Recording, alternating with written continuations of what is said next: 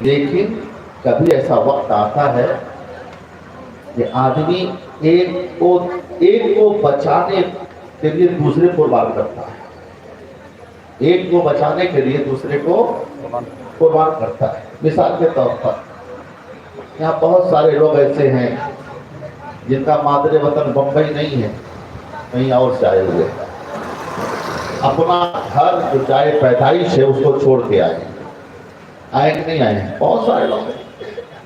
کیوں چھوڑ کے آئے بھائی؟ آپ کا وطن جہاں پیدا ہوئے، جو آپ کی جنم بھومی ہے، اس کو چھوڑ کے کیوں آئے؟ تو کہیں گے صاحب کیا کروں، پیسہ کمانا تھا، بڑی تکلیف تھی، اس وجہ سے ہم نے اپنا وطن چھوڑا کہ کم از کم ہمارے گھر میں جو تکلیفیں ہیں وہ دور ہو جائیں۔ تو پیسہ کمانے کے لیے آدمی اپنا گھر چھوڑا، گویا کہ اپنے وطن کو قربان کر دیا پیسے کے لیے، اور اولاد کی طبیعت خراب ہوئی تو آدمی جو پیسہ کمایا تھا وہ لے جا کر کے ڈاکٹر کو دیتا ہے، ڈاکٹر صاحب جتنا پیسہ لگے گا میں دوں گا، میرے بچے کو صحیح کر دیجیے۔ تو گویا کہ وطن کو قربان کیا تھا پیسہ کمانے کے لیے، اور یہ پیسہ قربان کیا اولاد کو بچانے کے لیے، ٹھیک ہے۔ اور اس کے بعد جب اپنی جان پر معاملہ آ جاتا ہے تو پھر انسان اولاد بھی قربان کر دیتا ہے اپنی جان بچانے کے لیے، اس کو اپنی فکر ہو جاتی ہے۔ یہ چار چیزوں سے انسان محبت کرتا ہے اور وقت آنے پر ایک دوسرے پر قربان کرتا ہے۔ لیکن یاد رکھنا مسلمانوں، تمہاری شان یہ ہے کہ تم خالی چار سے نہیں، تم پانچویں چیز سے بھی محبت کرتے ہو۔ بے شک تم پانچویں چیز سے محبت کرتے ہو۔ وہ پانچویں چیز کیا ہے؟ وہ ایمان ہے۔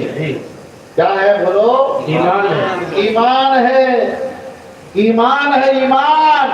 ایمان کو بچانے کے لیے یہی مسلمان اپنے وطن کو بھی قربان کرتا ہے، اپنی اولاد کو قربان کرتا ہے، اور اپنے مال کو قربان کرتا ہے، اپنی جان کو بھی قربان کر دیتا ہے۔ یہ پانچویں چیز بچانے کے لیے، اس پانچویں چیز سے محبت کون کرتا ہے؟ وہ مسلمان کرتا ہے۔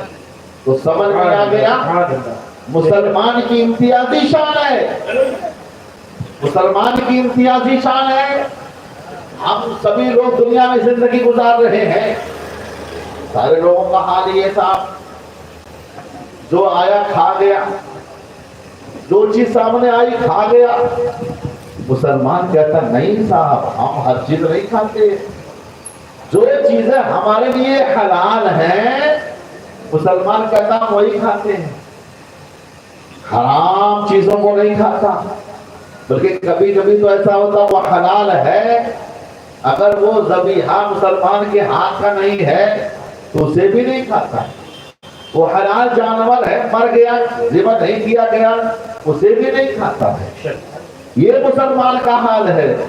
لباس کے معاملے میں مسلمان کا لباس سب سے الگ فرق رہتا ہے۔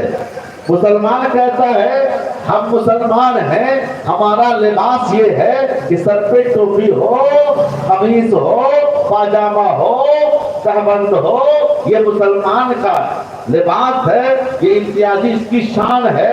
اوروں کی طرح اس کا لباس نہیں، اوروں کی طرح اس کی غذا نہیں، اوروں کی طرح اس کا اسلام نہیں، بلکہ اس کی ہر چیز میں منفرد ہے، امتیازی شان کا مالک ہے۔ اس لیے یاد رکھیے، ہم ذرا سا اپنی ماں بہنوں کی طرف بھی چلیں۔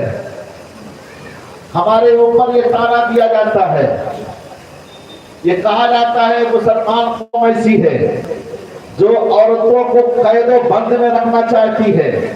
یہ قوم چاہتی ہے عورتیں ترقی نہ کریں، عورتوں کو آزادی نہ دی جائے۔